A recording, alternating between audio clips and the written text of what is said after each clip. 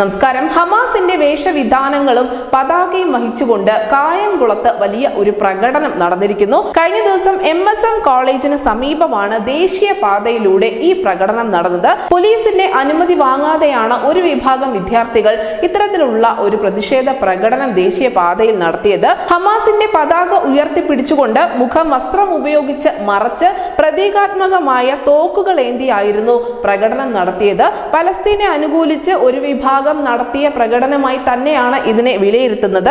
എന്തായാലും ഹമാസിന് പരസ്യമായി പിന്തുണ നൽകിക്കൊണ്ടുള്ള ഈ പ്രകടനം പോലീസ് കേന്ദ്രങ്ങളിലും വലിയ ചർച്ചയ്ക്ക് ഇടവച്ചിട്ടുണ്ട്.